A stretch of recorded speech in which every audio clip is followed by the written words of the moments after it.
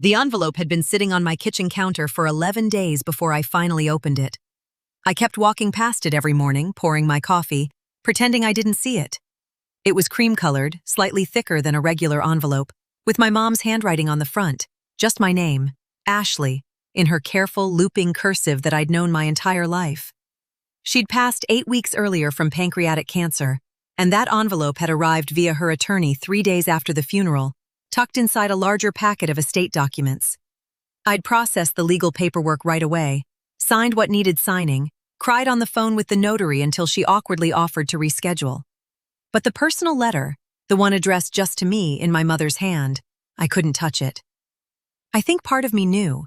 I don't know how I knew, but something in my chest went cold every time my eyes landed on it. My mother, Linda Calloway, was a woman who said exactly what she meant to your face. She wasn't a letter writer. She wasn't someone who saved things for later.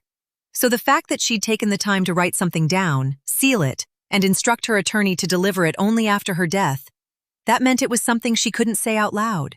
And that terrified me more than anything. The morning I finally opened it, my husband Brandon had already left for work. Our apartment was quiet except for the coffee maker finishing its cycle. I stood at the counter in my pajamas, slid my finger under the flap, and pulled out 2 pages of her stationery, the pale blue kind she'd kept in her writing desk for 30 years. I read the first paragraph and had to sit down on the kitchen floor. Right there on the tile, my back against the cabinet, I read the whole thing. By the time I finished, my coffee had gone cold, and nothing about my life looked the same as it had 20 minutes before.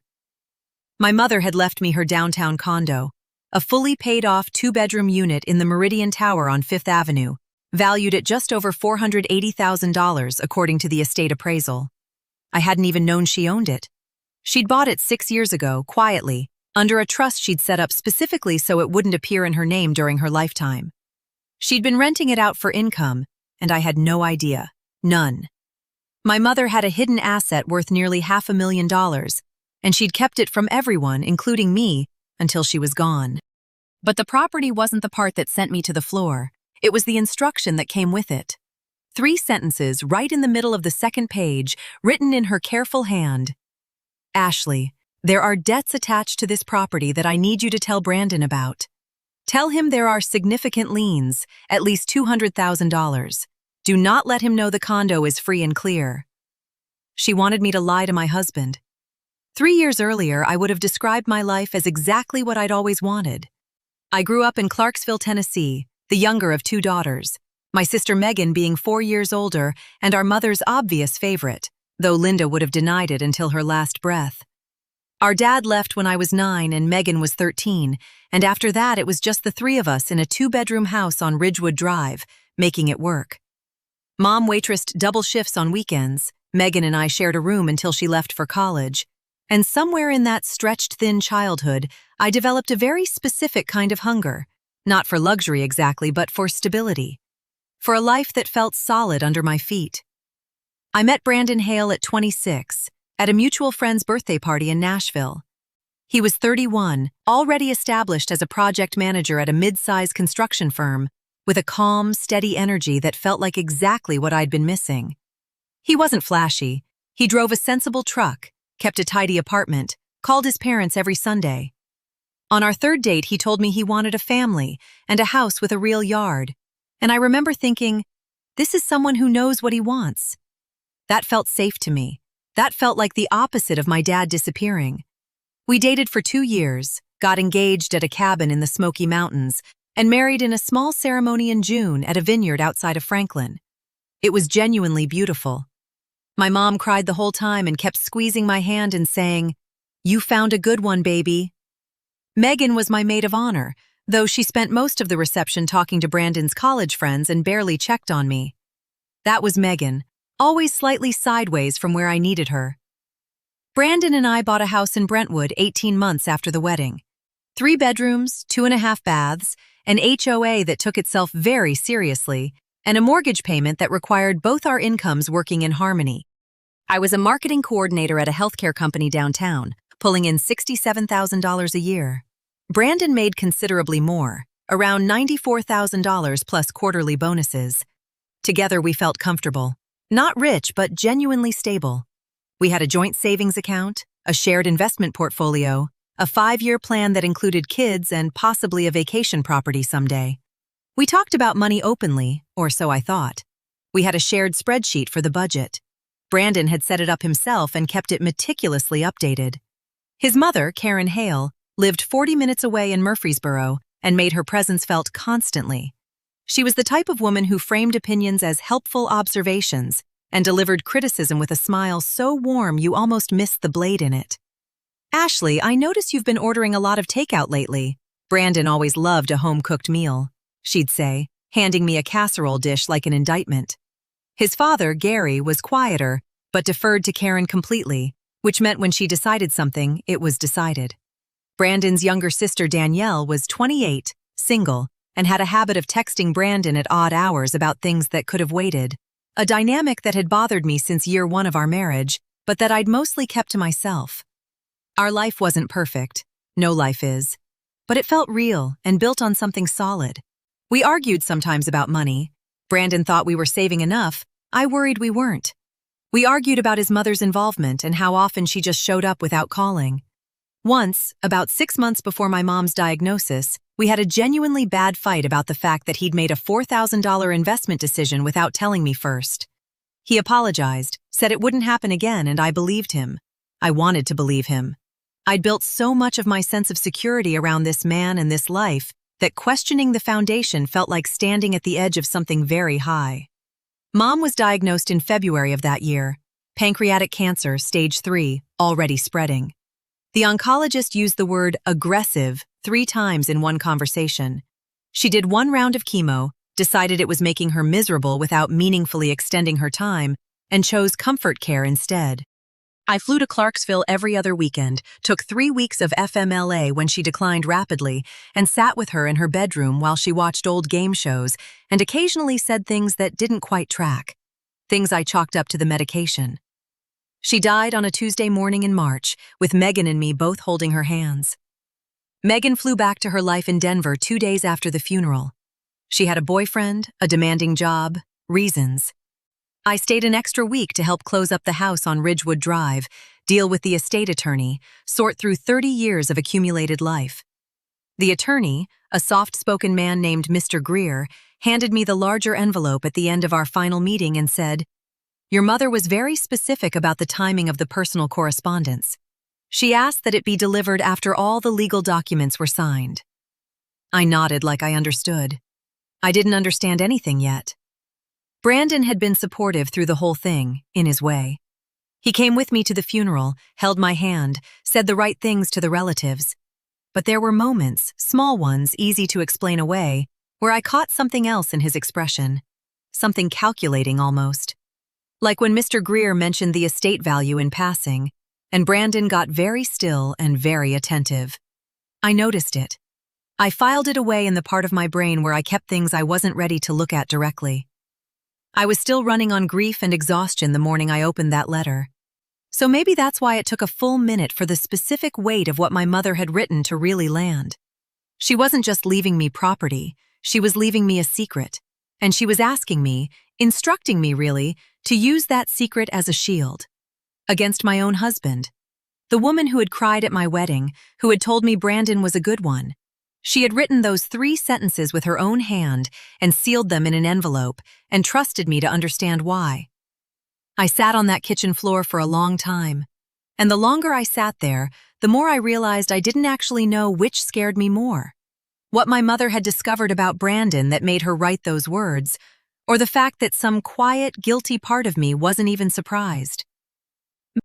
My character count estimate, approximately 9,980 characters including spaces, within the 9,800, 10,200 target range.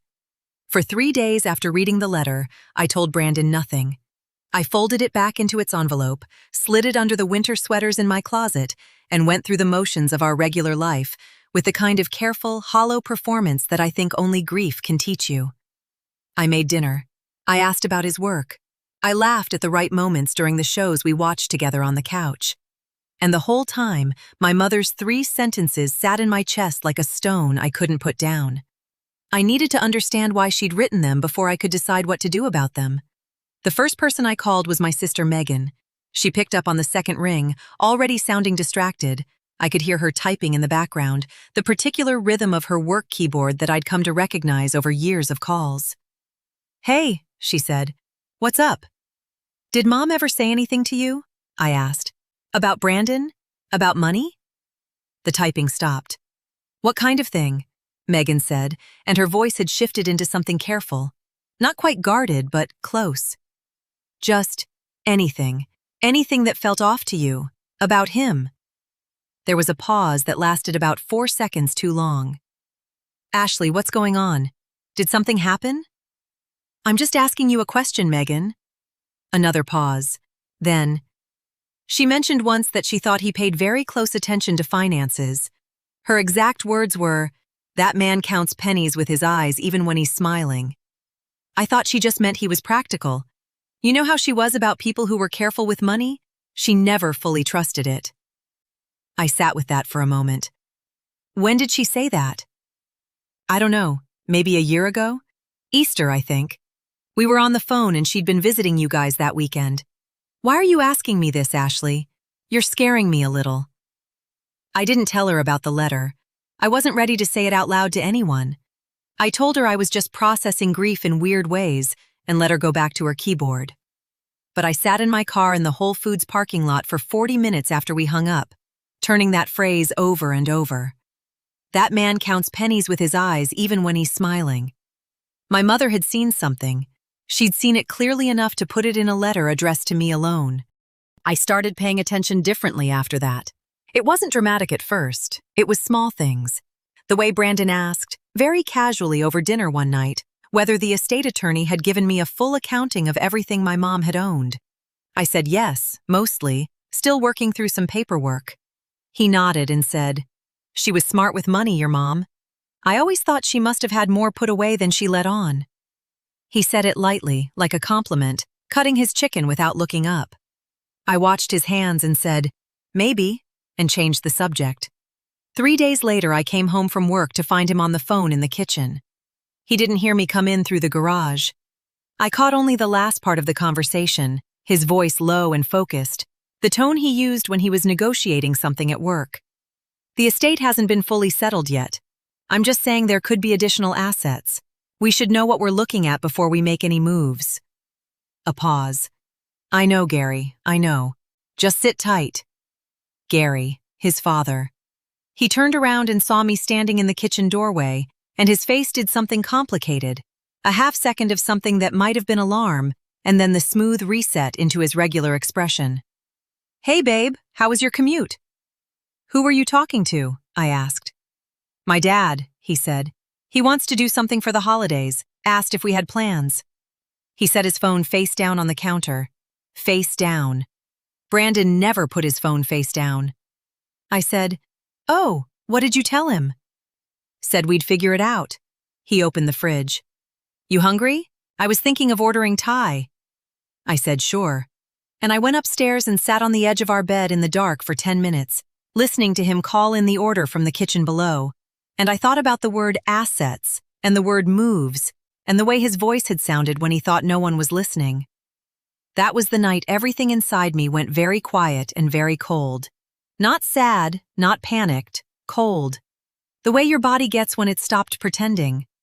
I called in sick the next morning and went to see Mr. Greer, my mother's estate attorney.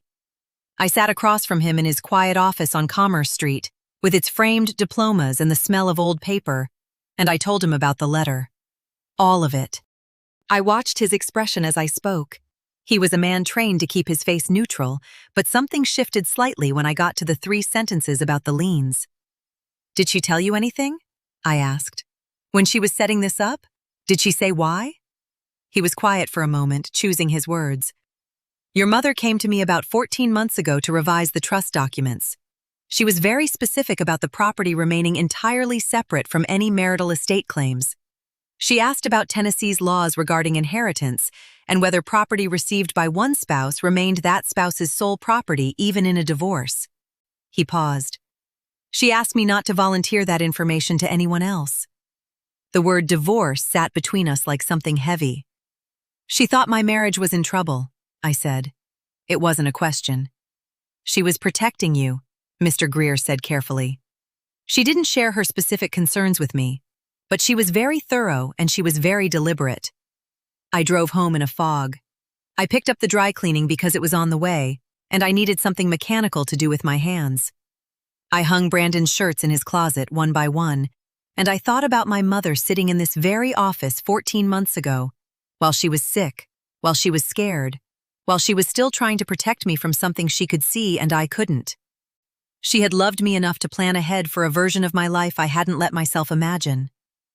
I didn't cry. I think I'd gone somewhere past crying. That night, Karen called. She called me directly, which she almost never did. She usually went through Brandon. My stomach tightened when I saw her name on the screen, but I answered. "Ashley, honey," she said, her voice warm and buttery, that particular Karen Hale warmth that always made me feel like I was being evaluated. "I wanted to reach out personally. Brandon mentioned your mother's estate is still being sorted out. I just want you to know that if there's anything Gary and I can do, anything at all, you just say the word. We're family." "That's kind," I said. My voice came out perfectly steady. I was almost proud of it. "Of course.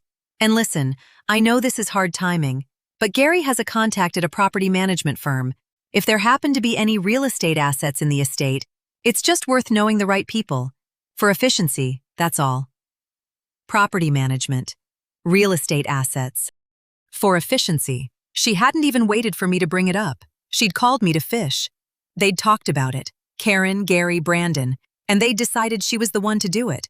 Probably because she was better at coating the ask in warmth. "I'll keep that in mind," I said. "Thank you, Karen." After I hung up, I went to the bathroom, turned on the faucet, and gripped the edge of the sink until my knuckles went white. I stared at my own face in the mirror. I looked exhausted and older than I'd felt a month ago. But underneath the exhaustion, there was something else starting. Something that had not been there before. A thin, bright edge of something I hadn't felt in a long time. Anger. Not the hot, messy kind that made you say things you regretted. The other kind. The kind that was quiet and focused and started making lists. I went to my laptop and typed, "Family Law Attorney, Nashville, Tennessee," into the search bar. Then I stopped, deleted it, and used my phone on the guest Wi-Fi instead, the network that wasn't connected to our shared router. I didn't know if that even mattered, but I was starting to think about what mattered and what left traces, and that shift alone told me something important about where I already was. I found a name. Catherine Merritt, Family Law, 12 years in practice, consultation appointments available. I booked one for the following Thursday, listed my name as Ashley Calloway, my maiden name, and paid the $150 consultation fee from my personal account, the one I'd kept from before we got married and never quite merged into our joint finances. I almost had merged it 2 years ago. I was glad now that I hadn't. I closed the browser, set my phone face up on the coffee table, and went to make tea like nothing had happened. Brandon came downstairs 20 minutes later, kissed me on the cheek, poured himself a glass of water. "You okay?" he asked. "You seem quiet." "Just tired," I said, still processing everything. He nodded, rubbing my shoulder once. "Totally understandable. Take all the time you need." I smiled at him over my mug, and I thought, I am. I'm taking exactly the time I need. Thursday was 6 days away, 6 days of being careful, of watching, of not letting any of the new coldness in my chest show on my face. 6 days of being the grieving wife who was still sorting through her mother's estate and hadn't figured anything out yet. I could do 6 days. I'd been doing something like this, I was beginning to realize, for much longer than that, just without knowing what exactly I was performing for or who exactly was watching. Now at least I knew both of those things. And knowing, even when it hurt, was so much better than the particular blindness of believing what you wanted to believe. On day 4, I went back to the closet, took out my mother's letter and read it again. Then I read it a third time, slowly, looking for everything she hadn't said, the spaces between her careful words where the real warning lived. And by the time I folded it back up, I understood something I hadn't before. She hadn't just left me a condo, she had left me a choice. The kind that only looks like one thing on the surface, but is actually something else entirely underneath. My appointment with Catherine Merritt was in 2 days. I hadn't slept more than 4 hours a night in a week. And somewhere across town, in a house in Murfreesboro, Karen Hale was probably sitting at her kitchen table, telling Gary that I had seemed very cooperative on the phone. Let her think that. Let all of them think that. Because the woman who had opened that letter 11 days ago and sat down on the kitchen floor, she was already gone. And the one who'd replaced her was only just getting started. Catherine Merritt's office was on the 4th floor of a building on Church Street, the kind of place that had a water cooler in the waiting room and diplomas hung at precise intervals. She was a small woman in her mid-40s, with sharp brown eyes and the particular stillness of someone who'd heard 1,000 stories and knew which details mattered. I sat across from her conference table with my hands folded in my lap and told her everything. The letter, Mr. Greer, the phone call I'd overheard, Karen fishing about real estate assets. She listened without interrupting. When I finished, she was quiet for exactly 3 seconds. "The condo," she said. "Did you receive it before or after the date of your mother's death?" "It transferred via the trust on the day she died," I said. Mr. Greer explained that the trust structure meant it passed directly to me, outside of probate. Catherine nodded slowly. In Tennessee, property inherited through a trust during a marriage remains the separate property of the inheriting spouse, as long as it isn't commingled with marital assets. "You haven't deposited any rental income into your joint account?" "I didn't even know about the rental income until I read the letter," I said. "There's a property management company that's been handling it.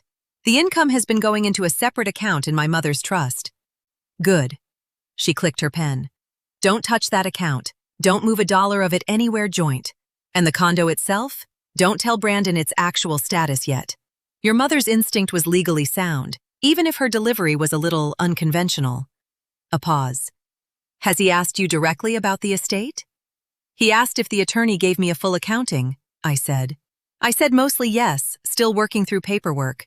And his mother called to mention they had a contact at a property management firm, in case there were any real estate assets. Catherine set her pen down. "They called you about property management before you disclosed any real estate holdings?" "Yes." She looked at me for a moment. "Ashley, I want to ask you something, and I want you to think before you answer. Do you want to save this marriage, or do you want to understand what you're dealing with first?" It was the right question. It was the question I hadn't let myself ask directly because asking it made it real. I thought about Brandon's voice on the phone with Gary. We should know what we're looking at before we make any moves. I thought about the way he'd put his phone face down on the counter. I thought about my mother, sick and scared, sitting in Mr. Greer's office asking about divorce law. "I want to understand what I'm dealing with," I said. She nodded like that was also the right answer. "Then here's what we do." What we did was methodical.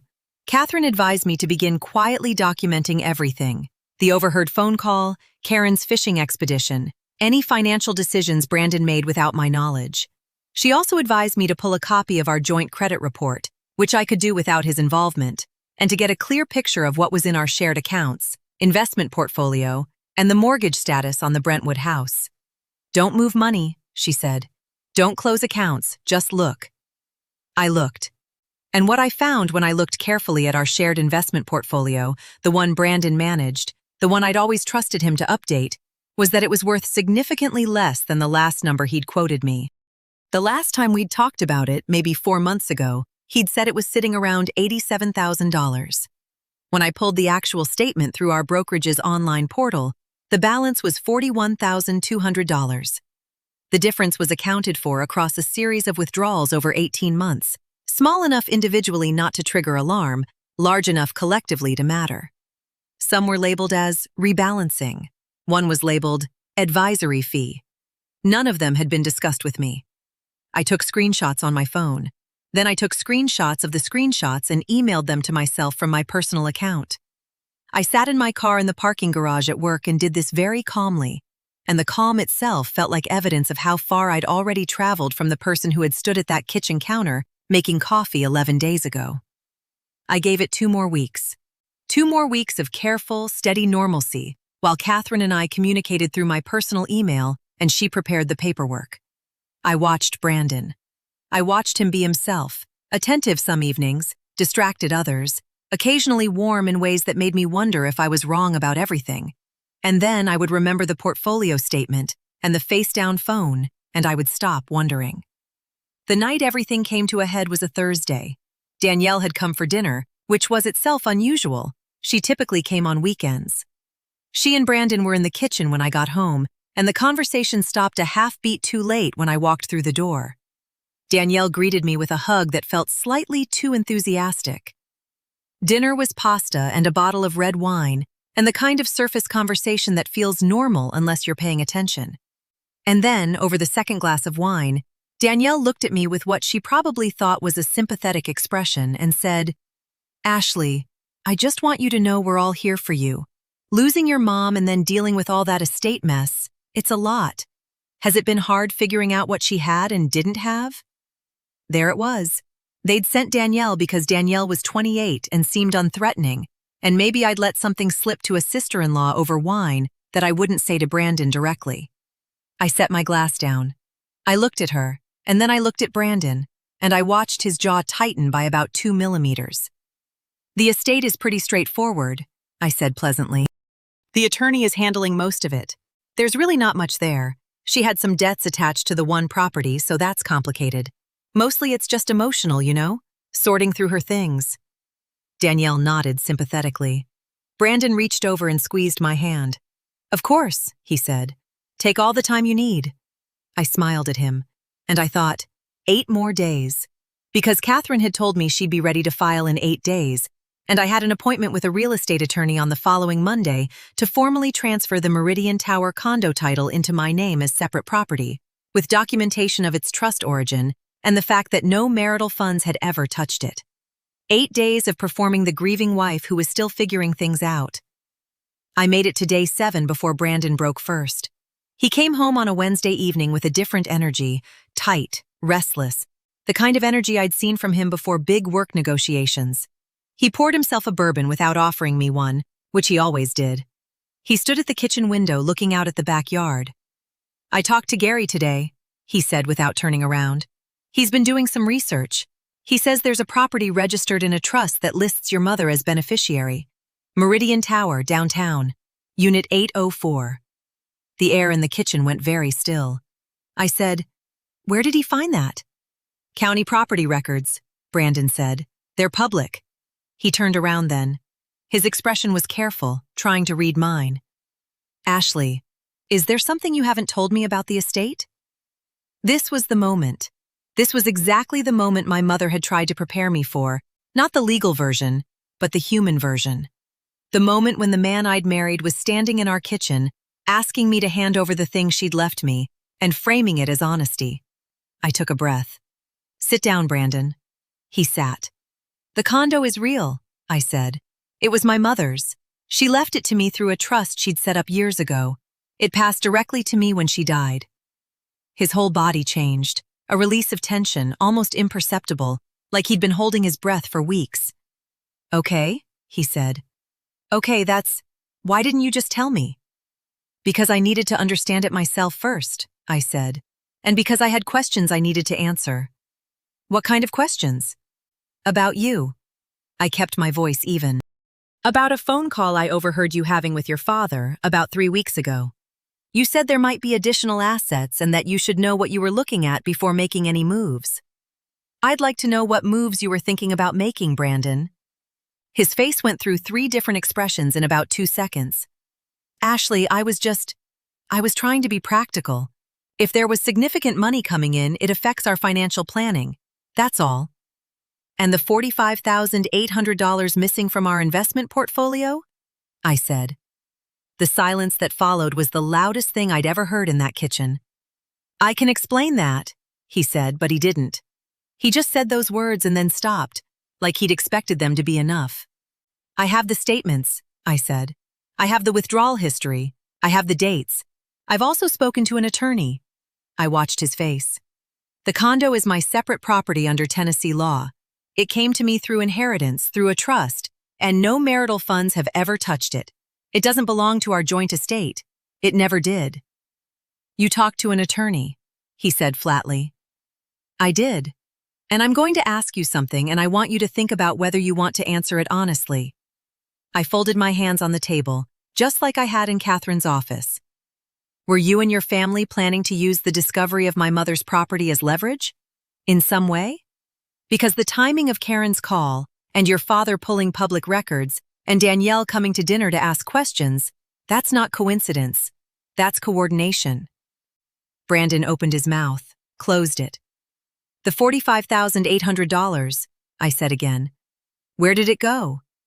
He looked at the table. I made some investments that didn't perform. I was going to rebuild it before you noticed. Before I noticed, I repeated quietly. So you were hiding a loss from me while simultaneously investigating an asset you thought I was hiding from you. He didn't answer. He didn't have an answer that worked. I slid a manila envelope across the table to him. Catherine had prepared it, a formal notification of intent to separate, along with a list of the contested financial items and a request for full disclosure of all accounts. My attorney will be in contact with yours, I said. I'd like you to stay at your parents' place for now. I'll have Megan come down to be with me. He looked at the envelope like it had appeared from nowhere. Ashley, come on, we can work through this. We don't have to. My mother knew, I said, and my voice didn't shake, not even a little. She was sick and scared, and she knew. She sat in an attorney's office and asked about divorce law because she was trying to protect me from something she could see and I couldn't. She wrote me a letter from her deathbed telling me to be careful, and I spent weeks feeling guilty about it. Guilty, Brandon, for even considering that she might be right. I stood up. She was right. She was right about everything. He left that night. He took a bag and he left, and I stood at the front window and watched his truck back out of the driveway with its headlights on, and I didn't feel the things I expected to feel. I felt tired. I felt the particular exhaustion of someone who has been holding something very heavy for a long time and has finally set it down. Megan flew in from Denver the next morning. She showed up with a rolling suitcase and a paper bag from a coffee shop near the airport, and when I opened the door, she just looked at me for a second and then hugged me so hard I felt my back pop. You should have called me sooner, she said into my hair. I know, I said. I'm calling you now.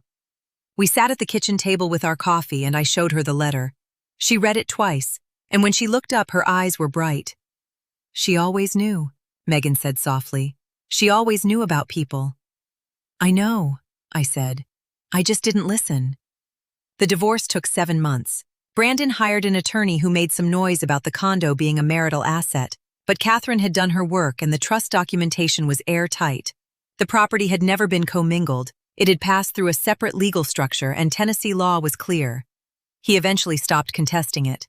The missing $45,800 from the portfolio was documented and factored into the settlement.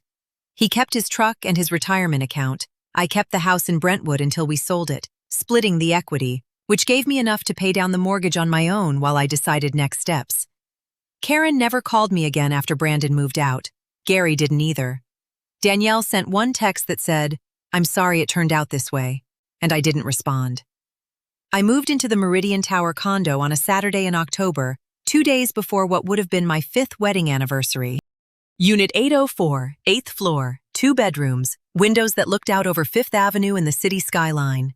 The property management company had kept it in excellent condition. The walls were a warm off-white. The kitchen had granite counters and a gas range that my mother had apparently chosen herself.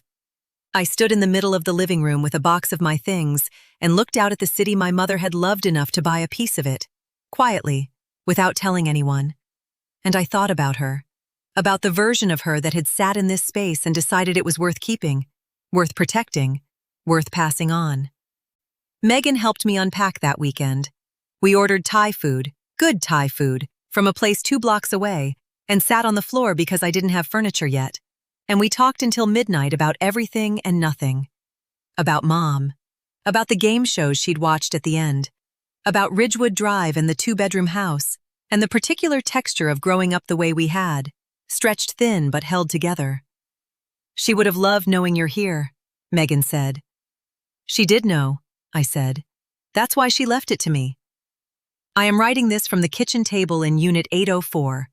The windows are cracked and I can hear the city below. Traffic, someone's music, the particular hum of a place that is alive. My credit score is better than it's ever been. My personal savings account, the one I never merged into joint finances and am now deeply grateful for, has grown. The rental income that my mother's trust accumulated over 6 years, income I hadn't known about, money she'd been quietly setting aside, transferred to me at the close of the estate. It was $74,000. $74,000 that she had made and saved and never spent, because she was saving it for the daughter she was worried about. I think about the letter often. I think about the fact that she couldn't say those 3 sentences to my face, not because she was a coward, but because she knew me. She knew I would have defended him. She knew I would have found a reason to explain it away, the way I always found a reason, because I'd built my sense of safety around this marriage, and I wasn't ready to see it clearly. So she waited. She planned. She put the truth in an envelope and handed it to an attorney, and trusted me to be ready when the time came. The woman who opened that letter on the kitchen floor, the one still in her pajamas, the one whose coffee had gone cold, she made it. She's sitting at a granite counter in a paid-off condo, watching the sun come up over Fifth Avenue, and she's okay. More than okay. She's home. My mother left me more than property. She left me proof that she'd seen me, really seen me, clearly and without flinching, even at the end. That is the inheritance that matters. Everything else is just the address where I keep it.